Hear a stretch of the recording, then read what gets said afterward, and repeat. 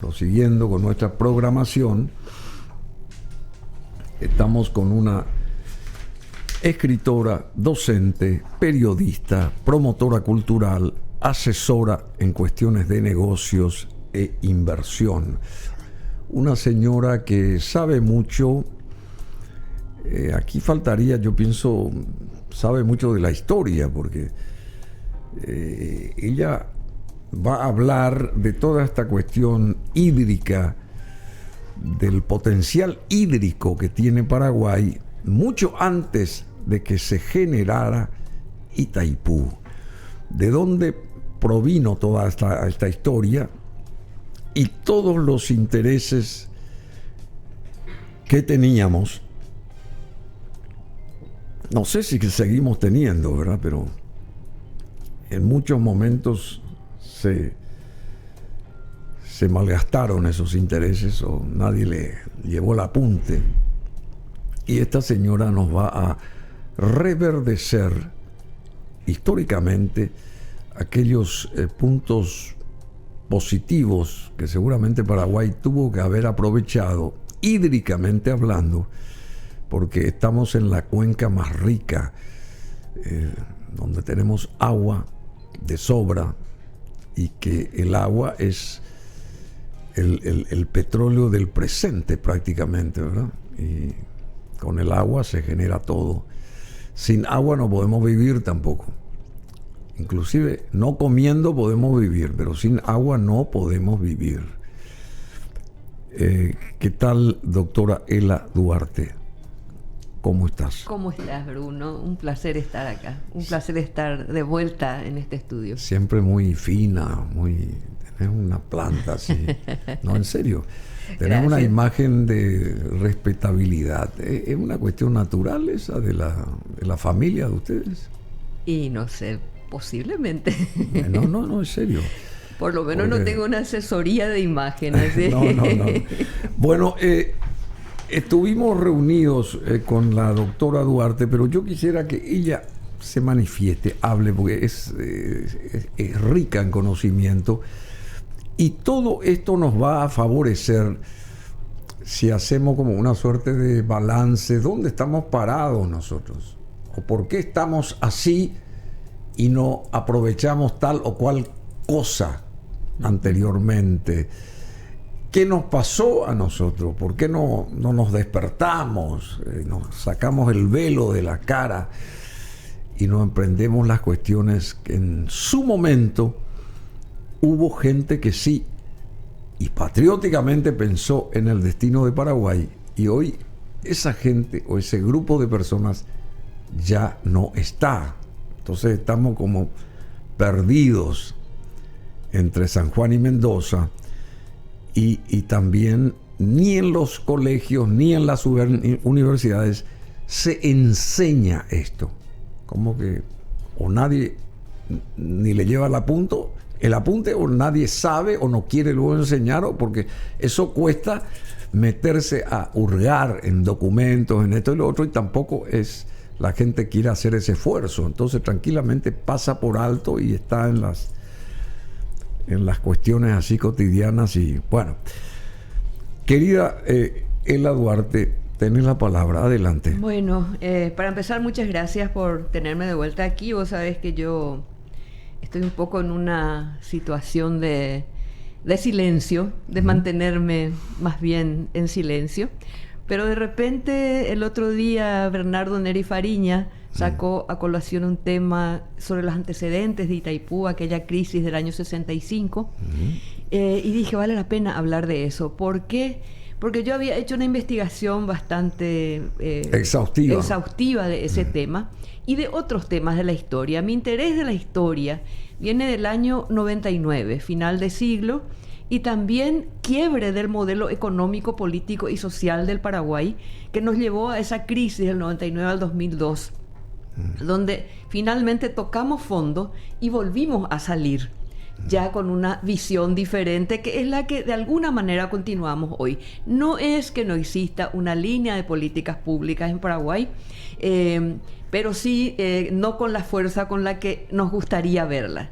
Yo trabajé más de 25 años en políticas públicas en 12 países sudamericanos, empezando por Bolivia en el año 88, cuando acá era todavía gobierno de Stroessner, y acompañando ese proceso de transformación democrática, que es un poco un espacio donde hay muchos primos entre pares, después de un largo periodo de autoritarismo que atravesaron todos nuestros países.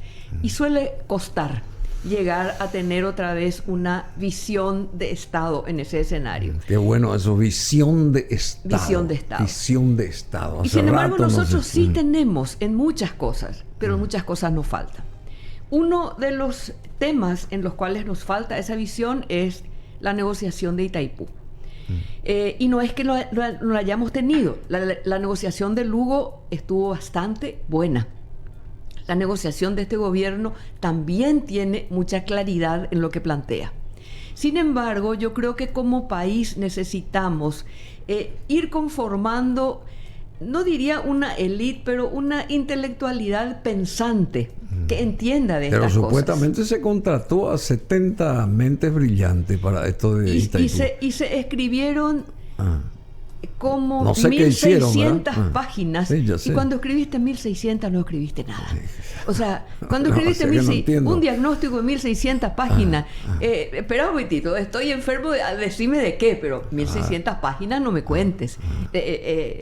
No, o sea, muy novelado claro, todo. Uno puede escribir ahí en el papel, pero del dicho al hecho, claro, ¿dónde están los pasos dados? Y tampoco hubo realmente una sistematización de aquello y decir, bueno, la paja del trigo, ¿qué es trigo acá? ¿Y qué es trigo sano? ¿Y qué es trigo que podemos cultivar y conseguir resultados? Eso no se hizo. Sin embargo, me consta que sí, en este gobierno se ha tomado todo eso y todos los antecedentes. Y hay una cosa realmente interesante, y es que tanto el presidente como la gente de su gabinete sí tienen una visión histórica del proceso histórico. Yo empecé a interesarme por la historia del Paraguay justamente en la crisis del 99. Gladys Venegas acaba de salir de acá. Sí. Con ella trabajamos en el diseño del proyecto Visión Estratégica que yo gerencié después. Y ahí nuestro planteo era ¿qué es lo que le está pasando a Paraguay a final de siglo? Estábamos en Mercosur, ¿cuál era nuestro rol en Mercosur? ¿Hacia dónde apuntábamos? Y todos coincidían en que el problema era el fin del estronismo. Y el fin del estronismo se dio en el 89, pero no del modelo autoritario, militarista, corporativo. Fue otro golpe de Estado el que echó a un presidente que subió por golpe de Estado y se mantuvo por varias elecciones. Entonces, ¿qué era lo que había terminado? Era el modelo autoritario que empezó en el 36. Y ahí empecé yo a investigar qué fue aquel cambio del 36. Pero gracias a ese periodo autoritario se construyeron, como bien decía, en 34 años, 3 usinas eléctricas gigantescas, represas, y una fue la más grande y sigue siendo la más grande del mundo. ¿Qué se hizo en 35 años después? ¿Qué tuvo de interesante ese periodo? Antes sí. Hoy, justamente coincidente con tu arribo acá y con lo que estás diciendo del Mercosur, un día como hoy se firmó el Tratado de Asunción que generó el Mercosur en 1991, un 26 de marzo. Interesante, eso nomás quería acotar. Adelante. Excelentísimo. Ocurre que durante todo ese periodo autoritario, que no solo fue en Paraguay, fue en toda la región, lo que había era una idea común de un nacionalismo y un posicionamiento nacionalista, que de alguna manera permitió esta visión de insertarnos estratégicamente en el mundo. Yo creo que eso está muy diluido en este momento. América Latina como que perdió el rumbo y necesitamos retomarlo. Y Paraguay tiene un rol muy importante en eso. Una de las cosas, estamos a punto de concluir el corredor bioceánico, que es una alternativa al canal de Panamá, que está seco, dicho sea de paso. No se está pudiendo usar porque se secó la fuente de alimentación del canal. Está bajando el agua ya, sí. Se alimenta de un lago, de agua dulce y de un río, y no hay suficiente agua como para llenar las esclusas y cruzar por ahí, ¿verdad? O sea, ojalá lo resuelvan.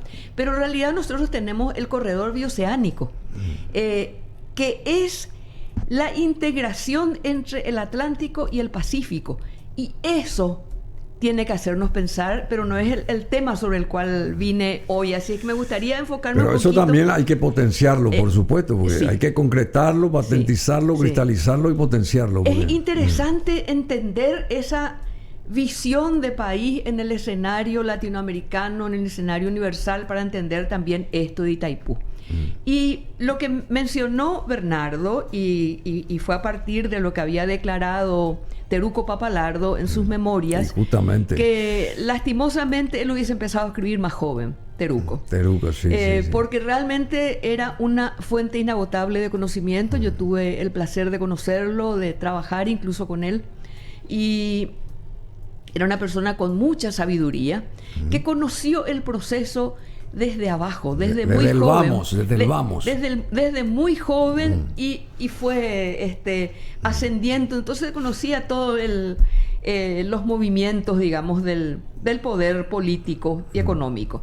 Bueno, Bernardo habló de aquel conflicto que se había generado en el año 1965, un conflicto de límites, en el cual justamente Teruco Papalardo terminó preso, habiendo sido enviado a la zona a observar. Y ahí entendí que me parece que vale la pena que entendamos un poco este proceso. Y traje incluso algunas gráficas. Me gustaría ver esa primera gráfica. Bernardo Neri Farina fue invitado porque en realidad vino así la cosa. El querido amigo Ricardo Sánchez Abdo, que es cónsul honorario de una de estas naciones del Asia, me envió ese material, cuyo protagonista principal era ahí Teruco, con la intención de comunicar, de contar esto que decías, y esa acotación tuya, que si hubiera comenzado más joven hubiera sido mejor todavía, hubiera sido cristalizado mejor ese trabajo con él mismo ahí, ¿verdad? Sí. Después empezó a comentar a un grupo de cónsules honorarios, muchos, sobre todo este proceso de Itaipú. Y yo le llamé a Bernardo, lo invité como periodista para que también ayude a, digamos, acompañar a lo que decía el doctor Papalardo en un material. Lo que pasa que el doctor estaba ya en un momento avanzado de edad, y como que no era muy, ¿cómo que se llama? No didáctico, sino al contrario, fue muy didáctico, pero era más lenta la cuestión. Entonces yo quise, con la incorporación de Bernardo, hacer que tenga más agilidad. Que fue un testigo de esa declaración. Bernardo también fue testigo porque trabajó por 9 años, creo que trabajó con el doctor Papalardo Saldívar para hacer su libro, sus memorias. Por eso nomás. Pero te cedo la palabra porque vos estás acá. Yo creo que puso sobre la mesa un tema interesantísimo. Acá está un mapa de los saltos del Guairá, y insistía Bernardo en que es el salto del Guairá. ¿Por qué se le llama los saltos del Guairá? Porque el río Paraná viene con una orientación este-oeste, choca contra la cordillera de Baracayú, y al chocar contra la cordillera tuerce su curso hacia el sur. Tuerce su curso, choca contra la cordillera, va erosionando esa cordillera, y se producen las 7 caídas. Son 7 saltos consecutivos que sí conforman un solo accidente geográfico. O sea, 7 caídas de un salto. Un salto con 7 caídas. Es el salto del Guairá o el salto de las 7 quedas, que es como se lo conoce en Brasil, ¿verdad? Y nosotros lo conocemos como los saltos del Guairá o el salto del Guairá. ¿Por qué Guairá?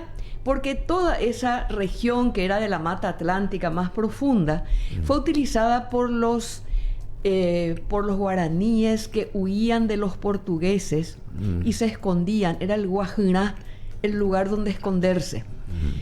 Ahí era territorio español, que le correspondía a lo que se llamaba la gobernación de Nueva Andalucía, capital Asunción, y después le siguió correspondiendo a la gobernación del Paraguay esa región de Guaira. En el año 1750, Portugal había fundado Colonia del Sacramento en Uruguay. Sí. en hoy Uruguay. Ah, claro. Y ahí se hizo... Colonia, porque está la ciudad de Colonia. Colonia, pero es la Colonia del Sacramento. Así es el nombre oficial, real. Era el nombre con el que se fundó en la Cisplatina, en la provincia, en el área que estaba sobre el Río de la Plata. Sí. Y ahí se instalaron los portugueses. España negoció que los portugueses devuelvan Colonia del Sacramento y a cambio, por ahí viene el Tratado de Permuta, le entregó todo el territorio que hoy sería el estado de Paraná y que le correspondía a la gobernación del Paraguay. Entonces, estamos hablando de 1700... el estado de Paraná era parte de Paraguay. Era parte del... El estado de Paraná de hoy, la digamos. Provincia del Paraguay. Del Paraguay, de la sí. provincia del Paraguay hasta 1700... Hasta 800. 1750. 1750. Entonces, ¿qué es lo que ocurre ahí en ese año 1700? Fue un año muy crítico. Tuvimos la Revolución Comunera, tuvimos después las guerras jesuíticas, las guerras guaraníes, tuvimos el Tratado de Permuta y todas las reducciones que estaban y ese del tratado, otro lado. Perdóname, ¿y ese Tratado de Permuta qué significó? A ver. Permutar el territorio del estado de Paraná por Colonia del Sacramento. O ceder sería eso, Cambiar. Cambiar.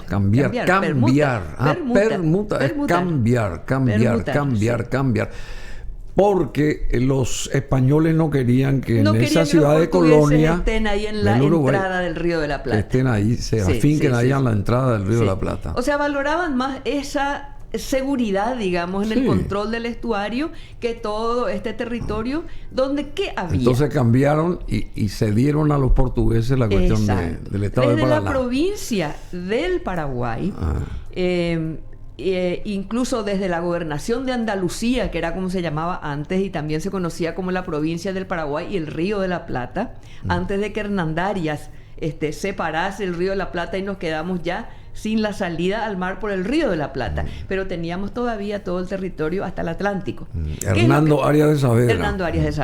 ¿Qué se había hecho ahí en ese territorio? Se fundó Santiago de Jerez, se fundó Villarrica del Espíritu Santo y se fundó Ontiveros. Jerez y Ontiveros desaparecieron muy pronto y quedó Villarrica 300 kilómetros en la margen izquierda del río, es decir, hacia el este. Villarrica tuvo que venir justamente como consecuencia del Tratado de Permuta para no quedar en territorio portugués. Cruzó a este lado. La Andariega.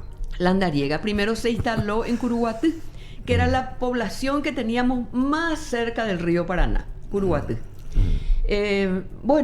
Eso un poquito para ponerlo como antecedentes. O sea, en 7 ocasiones se fue mudando Villarrica. Sí. Hasta que llegó a su lugar original, digamos. Así mismo.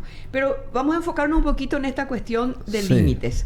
El Tratado de Permuta, 1750, da lugar en 1770, y tengo acá anotado para no equivocarme en las cifras, 1777, al Tratado de San Ildefonso. Por San Ildefonso, Portugal avanza incluso más.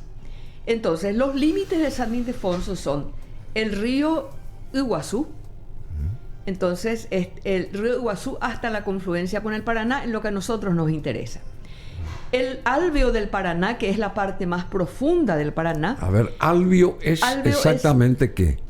Tanto el Tratado de San Ildefonso como después el Tratado de Límites de Loizaga Cotegipe habla del Alveo del Paraná. Es la parte más profunda del río. Cuando se dividen límites, cuando se dividen los límites por un río, lo que se busca es el curso más profundo. El río tiene otra vez un río adentro, que es la parte más profunda por donde se navega. Bueno, entonces es esa parte más profunda del Paraná, hasta el Tratado de San Ildefonso decía, hasta llegar a un río llamado Uboneima. El Uboneima es un río que nace en la cordillera de Amambaí.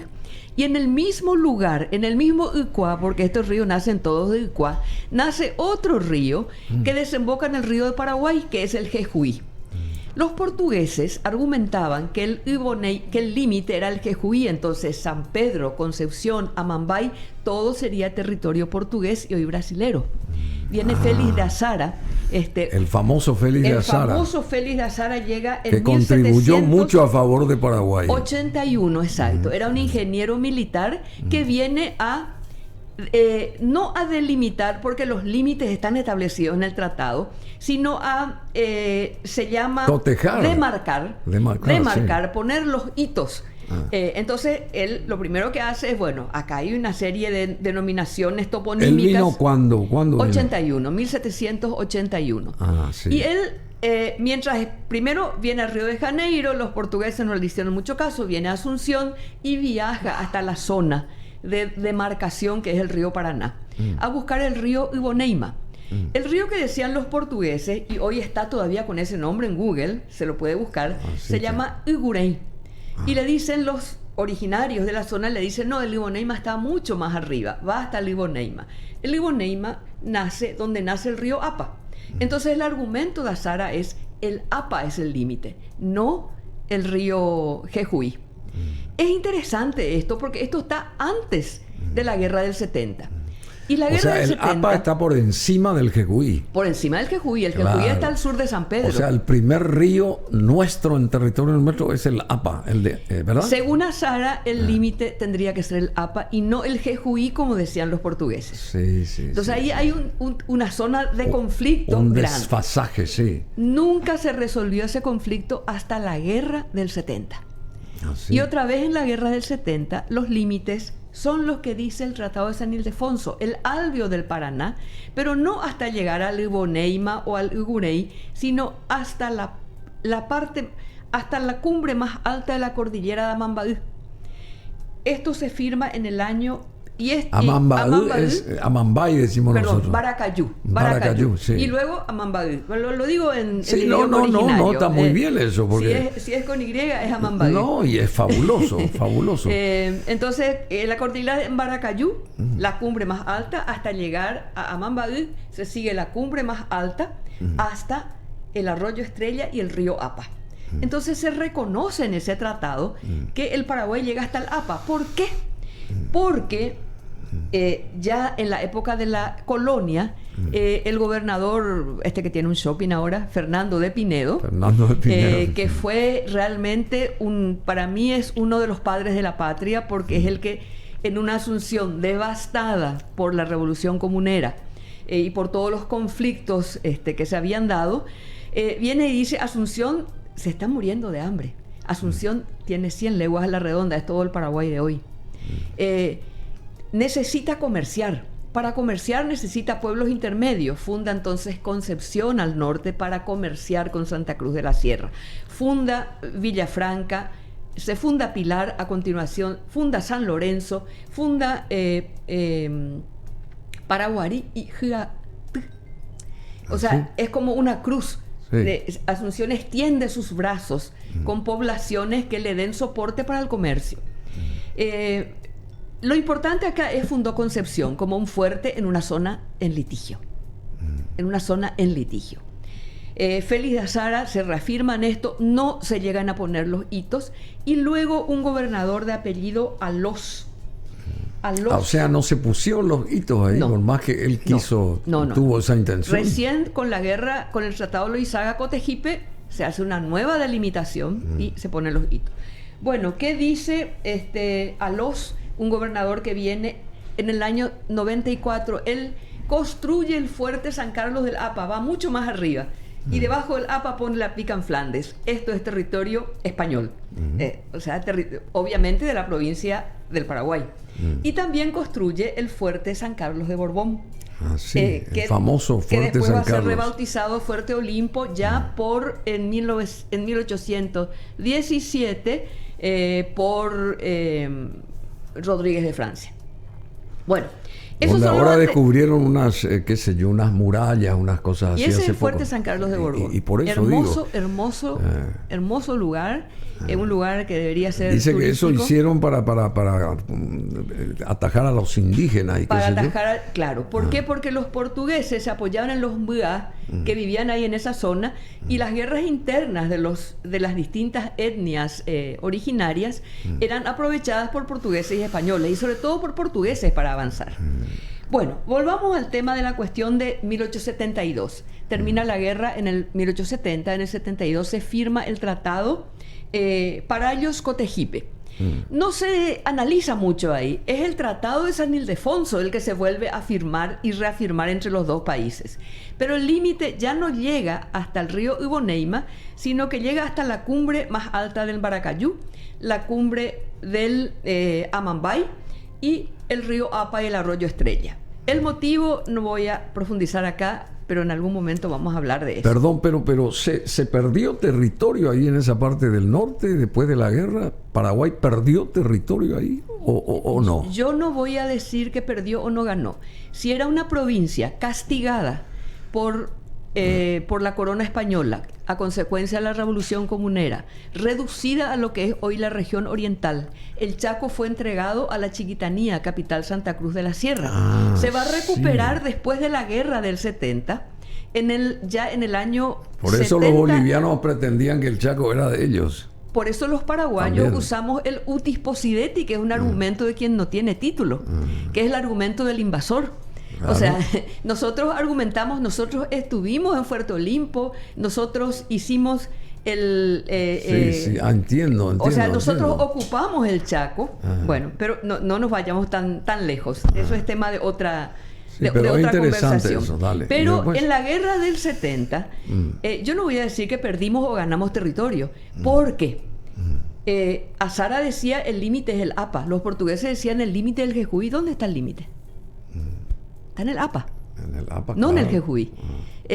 Sí perdimos el territorio que estaba al sur del Iboneima y al norte de Embaracayú, entre el Paraná, Amambay y Embaracayú, que son los yerbales a donde iba López, porque le había vendido a Elisa Lynch esos yerbales y iba posiblemente con la idea de guarecerse ahí.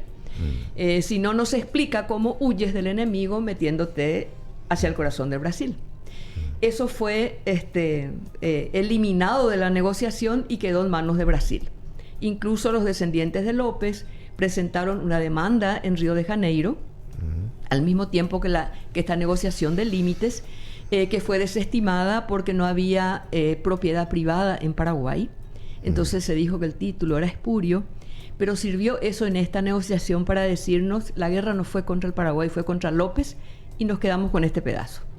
Ese es otro tema. Acá, ¿qué es lo que se negoció? O sea, estamos hablando de un país que estaba exterminado, que fue arrasado, y aún así logra poner los límites en el APA donde había dicho Azara, y logra, gracias a Rutherford, Hayes, que ese triángulo que hoy es Villa Hayes sea reconocido como territorio paraguayo, y el sur del Chaco, que es Formosa y Resistencia, queda para la Argentina. Los bolivianos reclaman todo. ¿Por qué? Porque cuando se produce la independencia, eso era parte de la Chiquitanía. Y por eso yo dije... Y después viene la guerra del Chaco a resolver ese problema ya con una solución bélica. Pero volvamos a esto. Acá se hace la delimitación por el Tratado Cotegipe-Loizaga y empieza la demarcación en el año 1800, inmediatamente. 74. 74. ¿Qué es lo que hacen? Empiezan a subir por el Paraná, desde el río Iguazú. Van por el fondo del Paraná, esta isla Brasil, esta isla Paraguay, esta isla Brasil, esta isla Paraguay, hasta llegar a la zona de los Saltos. Estamos hablando del año 1874, cuando los Saltos eran un accidente geográfico, no tenían un potencial hidroeléctrico, porque recién en 1880 se había construido la presa de... Northumberland. Sí.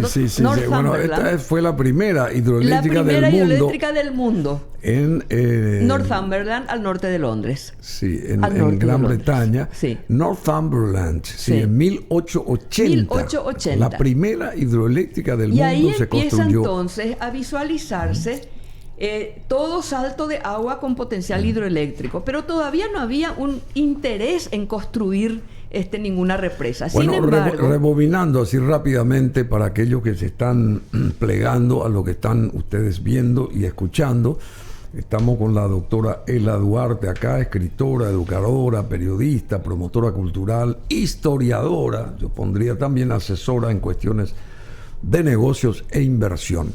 La cuestión de límites entre Brasil, Paraguay y toda esta zona, arrancando de 1872, la delimitación en este tramo de la frontera fue establecida por el Tratado de 1872, que dice: por el alveo del río Paraná, o sea, la parte profunda, por el Salto Grande de las Siete Quedas, continúa la línea divisoria por el más alto por lo más alto de la Sierra del Mbaracayú hasta donde ella termina. Eso por un lado. Textualmente lo que dice el tratado. Y después está la demarcación en esta región, terminó de ser demarcada, sería en 1874, cuando en la última conferencia quedó establecida la descripción de ese tramo de la frontera.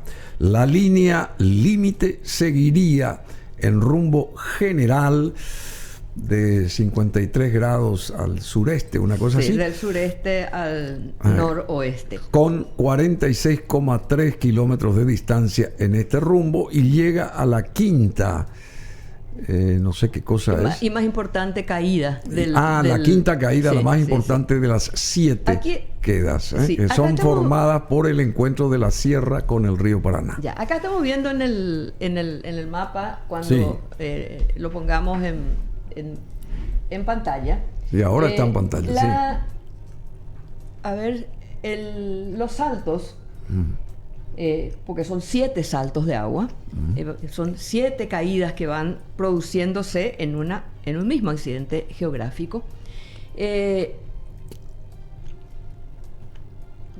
A ver. O sea, son 7 caídas. Estaba explicando que los demarcadores empezaron a subir por el río. Encontraron la 7ª caída, la 6ª caída, la 5ª caída es muy alta, y después de la 5ª caída hay una depresión muy grande, donde estaba Puerto Renato, donde va a surgir después el conflicto. Y después vuelve otra vez el territorio a subir, y está la 4ª, la 3ª, la 2ª y la 1ª caída. Entre la 1ª caída y la 5ª caída hay 30 metros apenas de diferencia, pero son 30 metros. Y el tratado dice la cumbre más alta del Mbaracayú. 30 es más alto que 0. Claro, entonces, por supuesto. Ahí empieza la discusión. Se puso mal esta demarcación. Pero se puso mal, es como cuando compraste un terreno y te equivocaste y después termina, que volver a reorganizar o hay que los vender, planos. volver a modificar, ¿verdad? Bueno, es la diferencia entre delimitar y demarcar. Bueno, ¿qué ocurre? En 1927, para 1927, el Paraguay había implantado o implementado la propiedad privada durante el gobierno de Bernardino Caballero, y había catastrado toda la región oriental y todo el Chaco. ¿Cómo catastró el Chaco? Con unos lotes grandes que iban de río a río. Por eso hoy vemos la Traschaco, que atravesó de manera inclinada ese catastro, tiene unas calles que parecen costillares. ¿Por qué? Porque los lotes eran lotes largos de río a río. Y eso se fue vendiendo y poblando con estas empresas tanineras que estaban dentro del territorio considerado paraguayo por el Paraguay. De los Casados. Y Pinasco, Casado, etc. En el año, a ver un poquitito, 1900, aquí tengo... Bueno, esto es interesante. Se fundó Bahía Negra ya durante el gobierno de Ezcurra, después de Bernardino Caballero. ¿Y quién fundó? Un boliviano, un presidente boliviano. ¿Ah, sí? Pedroso. Y se llamó Fuerte Pedroso. Ezcurra envía un contingente militar, expulsa a los bolivianos y se funda ahí Bahía Negra. Entonces, en 1927, Brasil y Paraguay firman un tratado complementario del límite. 1927. Porque los límites de Loizaga-Cotegipe llegaban hasta el río Paraguay. Porque el Paraguay oriental era lo que se reconocía como Paraguay en aquella época. No la parte del Chaco. No la parte del Chaco que fue entregada a la Chiquitanía. Entonces, cuando Paraguay afirma su soberanía ya con un esquema de utis possidetis y después lo va a firmar con la guerra, Brasil reconoce la soberanía de Paraguay hasta Bahía Negra y se firma un tratado complementario Bahía Negra hasta la confluencia del APA con el Paraguay. Y ahí nuestros negociadores plantean, vamos a aprovechar, se instala la comisión demarcadora. Por el río es esta isla Paraguay, sí, esta isla Brasil, hasta llegar al APA. Vamos a revisar los hitos colocados en 1874 y empiezan a venir desde el río Paraguay hasta la cordillera de Amambay, la Maracayú, y si observamos el mapa, cuando y se bajando llega, después, sí, y bajando después. Bajando. Cuando se llega a este punto, se ve que la cordillera sigue acá y sigue acá, como una Y. Un momento, cuando se llega a ese punto, ahí está, allí arriba dice 1927, 1930. Sí, bueno, ahí donde dice 1930, ahí hay una curva. Si ustedes miran hoy el mapa del Paraguay, hay una curva de Maracayú. Sin embargo, la parte más alta sigue en línea recta. Sí. ¿Y llega hasta dónde? Hasta la primera caída. Pero es obvio eso. Si el río chocó con la parte más alta, la primera, la segunda, la tercera, hasta la séptima caída. Y los hitos se habían puesto en la quinta caída. Entonces empieza la discusión. ¿Cuándo se llega a ese punto? Se llega en los años 50. En el 59 todavía seguía la discusión. En el 51 ya desde Brasil empiezan a insinuar por qué no construyen ustedes una hidroeléctrica, y los saltos del Guairá son brasileros. ¿Por qué? Hay varias argumentaciones. Uno, viene el agua y cae y el fondo está ahí en la parte de abajo, el alveo está en la parte de abajo. Pero si el límite está en la quinta caída, a Paraguay le correspondería un cuarto, no la mitad de los saltos del Guairá. Si el límite está en la primera caída, a Paraguay le corresponde la mitad, a Brasil la mitad. Y esa fue la discusión en los 50. Esa discusión termina complicándose ya en el año 69, cuando se produce la ocupación de Puerto Renato, la ocupación militar, en ese territorio que está aquí puesto como zona en litigio. A ver si podemos poner esa gráfica. Ahí está. Ahí está. ¿Y qué Refugio hace? Biológico de Maracayú. De Maracayú dice. es Sí. hoy, y eso hoy es todavía una zona en litigio, pero propiedad de la binacional. Pero antes, al ser propiedad de la binacional, le pertenece a los dos países. Sí, o sea, sí, vamos a hacer... Bueno, antes de proseguir, vamos a rebobinar otra vez. La cuestión de límites 1927, como bien decía la doctora Ela Duarte. En ese año, en 1927, con un tratado complementario, se delimitó la frontera a lo largo del río Paraguay, que no había sido incluida, en el tratado de 1872, de la confluencia del río Apa en el río Paraguay hasta la entrada o desaguadero de Bahía Negra. La demarcación empezó en 1930, 2 años antes de la famosa guerra con Bolivia. En esa ocasión, la comisión mixta recibió el mandato de caracterizar la frontera seca demarcada en 1872, cambiando los hitos que se encontrasen deteriorados. Bueno. Quiero señalar una cosita. Este tratado fue uno de los argumentos del Paraguay antes de la Guerra del Chaco para decir el Chaco es paraguayo, tenemos límites con Brasil hasta Bahía Negra, tenemos ocupado el territorio hasta Bahía Negra, tenemos Fuerte Olimpo, Pinasco, tenemos... ¿Por qué quieren ustedes sacarnos esto? Claro, pero si nuestro argumento pertenece? era utis possidetis, no era de jure.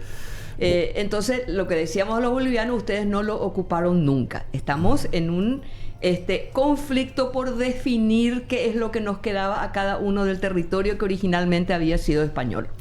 Y en esa ocasión la Comisión Mixta recibió el mandato de caracterizar la frontera seca demarcada en 1872, cambiando los hitos que se encontrasen deteriorados. Ya decíamos, los trabajos para mejorar la caracterización de la frontera tuvieron su desarrollo normal, habiendo comenzado en las nacientes del Arroyo Estrella al norte, Arroyo Estrella al norte. Siguieron implantando más de 800 hitos, se siguieron en implantando. La cordillera de Embaracate, pasando por Ponta Porá, Pedro Juan Caballero, habiendo esta línea seca sido la divisoria en 4 sectores. Hasta ahí vamos. O sea, llegaron a la zona que va a ser de conflicto acá a finales del 50. Sí. ¿Y qué pasó a finales del 50? Se endurece el conflicto. Brasil dice no. Los límites son donde ustedes demarcaron. La Comisión Mixta demarcó. ¿Por qué ahora se va a tener que cambiar? Es como el conflicto entre dos que tienen un lote y uno construyó ya y no, pero bueno, al final, ¿qué es lo que vale? ¿Vale el título o vale la muralla que construiste encima? Esa fue la discusión que se tuvo. Finalmente, esta zona de conflicto, ya en los años 60, Brasil invade. Directamente. Invade, sí. Y empiezan a sobrevolar aviones sobre el territorio paraguayo como amenaza. ¿Qué hace el gobierno del Paraguay? O sea, sobre la región oriental. Sí. ¿Qué hace el gobierno del Paraguay? Para asegurar la soberanía del territorio, frente a Puerto Renato, se le concesiona a la empresa colonizadora Salto del Guairá S.A. para que en la reserva fiscal número 10, dice la concesión, construya la colonia Salto del Guairá. Hoy Ciudad Salto del Guairá. La colonia Salto del Guairá. 1959, fue un Estrapica en Flandes, no había una sola población. La última era Hernandarias, a la altura de hoy Itaipú. Reserva fiscal número 10. Sí, y la última desde la zona occidental era Curuguatú. O sea, ambas estaban a 50 kilómetros de ese lugar. Todo era monte. Entonces, en medio del monte se construye Salto del Guairá frente a la ciudad de Guaira, en Brasil. ¿Para qué? Para decir, esto es nuestro. Frente a la ciudad de Guaira, para nosotros Guairá, seguramente. Sí, para nosotros Guairá. Para no Brasil es Guaira y para los guaraníes Guajira. Así es que originalmente es Guajira. Bueno, y ahí fue que... Teruco va en una comitiva para la demarcación de dónde se va a instalar esto. Y ahí lo toman preso. Y ahí lo toman preso. ¿Por qué? Porque es frontera seca esto. Entonces pasan un poquito más al otro lado y ahí lo toman preso. Lo toman preso, se agravó el conflicto. ¿Qué hace el gobierno del Paraguay? Envía a su canciller y envía un equipo de gente, y creo que Teruco estuvo en ese grupo, a Estados Unidos, a decir a Estados Unidos, que era un poco el líder occidental. Estamos hablando del 69, estamos hablando después de la Segunda Guerra Mundial, estamos hablando de un mundo bipolar, dividido, y donde Estados Unidos lideraba esta parte del territorio. Así que le va y le dice a papá Estados Unidos, mi hermano mayor me está molestando. Pone un poco orden. Este es el tratado, esto es lo que nosotros argumentamos. Bueno, de ahí sale la presión hacia Brasil, que va a terminar con un acuerdo. En 1965 se instaló el destacamento después de haberse hecho Saltos del Guairá. Y un destacamento militar brasileño ahí en Puerto Renato. Bueno, en la margen derecha del Paraná, justo por encima de la Quinta Caída. Sí. Lo que provocó protestas del gobierno paraguayo. Brasil envió aviones de guerra a sobrevolar el territorio nuestro, Sí, en este caso. sí, sí, 1965. 65. Yo tenía cuando eso... Gobierno de Stroessner. 12 años, y recuerdo muy bien que los periódicos hablaban de que teníamos una segunda guerra del 70, o sea, estábamos en una situación muy complicada. Bueno, en el 66 se resuelve. Gracias a las negociaciones paraguayas, no con Brasil, sino con Estados Unidos, esa triangulación que hace que Brasil acepte ¿qué cosa? Firmar el acta de Itaipú. Perdón, el acta de Iguazú, que va a dar lugar a la construcción de Itaipú después. El 27 de junio de 1966. 66. ¿Y qué se dice en el acta de Foz de Iguazú? Que los dos países se comprometen. Reconocían el condominio de los recursos hidráulicos del Paraná, desde inclusive las 7 quedas o 7 caídas hasta la confluencia Paraná-Iguazú. Y o sea que todas las 7 comisión. caídas son compartidas hasta el río Iguazú y se comprometen a explotar conjuntamente. De 1966, solución del conflicto. Exacto. Los trabajos de la Comisión Mixta de Límites y Caracterización de la Frontera Brasil-Paraguay quedaron en suspenso y no se han reanudado hasta hoy. Claro. Se sospechaba que la zona en litigio quedaría inundada por las obras para el aprovechamiento hidroeléctrico. Claro. En el año en el año 1982, en octubre, se hace... 1882. 1982 se rompe el dique para inundar y desaparecen ahí los saltos. Desaparecen los saltos y desaparece Puerto Renato. También. Eso claro. se ve acá. En el mapa que estamos viendo, Puerto Renato está en ese círculo celeste, y al inundarse, Puerto Renato desaparece. Y se produce el gran lago de Itaipú. Pero se sospechaba que toda la zona en litigio, que es una zona baja, iba a inundarse, y no se inundó. Entonces el acuerdo fue: Itaipú compra, como empresa binacional, compra este territorio en litigio, sigue estando en litigio. Sigue estando pero en litigio. El motivo del litigio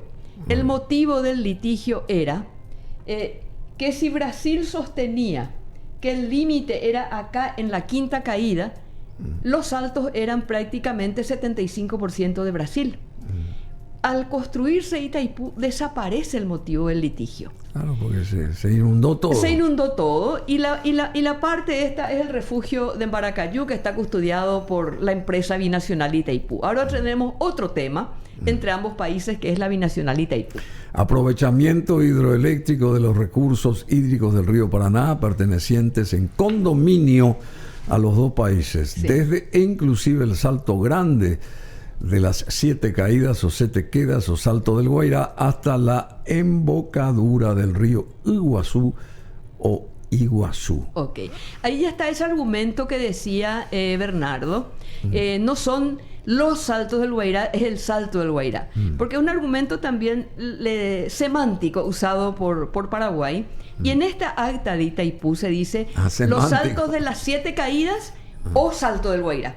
Ya es en singular. En singular. Salto en singular, lo cual significa las 7 caídas son un solo salto. Claro. Eso es en el Tratado de Iguazú del año 66, sobre el cual se va a construir todo el Tratado de Itaipú, y se va el acuerdo y las obras. ¿Quiénes hicieron ese? ¿Quiénes redactaron ese Tratado de Iguazú? Era presidente de Brasil, João Goulart. Sí, bueno, pero ¿quiénes? Sí. ¿Eran más brasileños o miti-miti con paraguayos también? Fue miti-miti, pero no es solamente, fue un triángulo, porque se recurrió a Estados Unidos. También. Se recurrió a Estados Unidos para que, sin que se haya declarado un arbitraje formal, Estados Unidos influyó muchísimo para que el gobierno de Brasil acceda a sentarse en una mesa y decir, ok, esto es de ambos. Entonces fue realmente un logro muy importante, porque se resuelve, se convierte ese conflicto de límites en un acuerdo de aprovechamiento conjunto. Pero acá hay que tener en cuenta lo siguiente. Sí. Ya por 1920 se había firmado un acuerdo de la Cuenca del Plata, el Tratado de la Cuenca del Plata, a comienzos de 1900, en el cual se hablaba del aprovechamiento hidroeléctrico conjunto del potencial hidroeléctrico. ¿Cuál es el río que tiene potencial hidroeléctrico en esta región de la Cuenca del Plata? Es el Paraná-Tietê. O sea, el Tietê y el Paraná. Y en la parte norte de los otrora saltos del Guairá, Brasil tiene hoy 80 hidroeléctricas. No sé si tanto, pero más, 57. 80 en total en su territorio y bueno, casi 60 hidroeléctricas. Sí. Todas son empresas privadas que producen energía eléctrica en pequeñas hidroeléctricas y le venden a la distribuidora, que creo que sigue siendo Eletrobras. Entonces... no hay otra empresa ahora que sustituyó eso, pero no importa. Sí, pero... son 150 distribuidoras, digamos, de energía. Distribuidoras, pero también productores hidroeléctricos. Son 80 y 56 sobre este río. Así o sea, mismo. Para que veamos nomás... Y no hay mucho... ¿Qué otro salto se aprovechó? El Salto Grande sobre el río Uruguay, que también en este marco de los acuerdos de la Cuenca del Plata se convirtió en una binacional entre Argentina y Uruguay.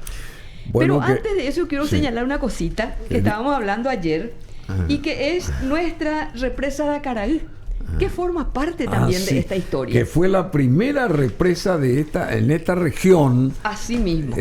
Siendo construida. Porque Mira, habíamos hablado y recordamos que en 1880 la primera hidroeléctrica del mundo fue la de Northumberland en Gran Bretaña. 1880. Y en 1968 se construye Acaraí, con financiamiento del BIT, ingenieros paraguayos formados en Italia, asistencia técnica de brasileños, según el acuerdo de 1956. Claro. Estábamos en pleno conflicto, ¿no? Los saltos del Guairá son estos. Entonces Brasil dice, nosotros vamos a ayudarles a ustedes. Incluso Juscelino Kubitschek es el primer presidente que visita Paraguay después de la guerra del 70. Yo me acuerdo que me fui con mi banderita, ya estaba en la escuela, cuando viene Juscelino. Él habla de... se firma un acuerdo de cooperación. De ese acuerdo de cooperación sale el Puente de la Amistad, Ponte de Amizades, que se construye en el 61. En el 61, cuando se inaugura el puente, ellos entregan un anteproyecto de aprovechamiento del río Acaraí como una ofrenda de paz a Paraguay. Pero en ese interín se habían ido a estudiar a Italia 6 ingenieros. Yo conozco a 2, el ingeniero de Bernardi y el ingeniero Lucho Meyer, que eran ingenieros hidráulicos. ¿Qué ingenieros? Y otros, eran 6 ingenieros que se formaron en Italia y son los que se foguean con la construcción de Acaraí. Entonces, cuando nosotros negociamos Itaipú, esperan un poco, nosotros ya tenemos acá nuestra represa, ya construimos, ya tenemos energía hidroeléctrica. No estamos hablando del niño de preescolar con ya el estamos PhD. Más o menos a mano. Estamos mano a mano, nosotros sabemos de lo que hablamos. Y nosotros, y con toda esa argumentación, nosotros podemos construir la mitad de Itaipú. Y se negoció que empresas paraguayas construyan Itaipú. Porque Brasil quería construir él solo.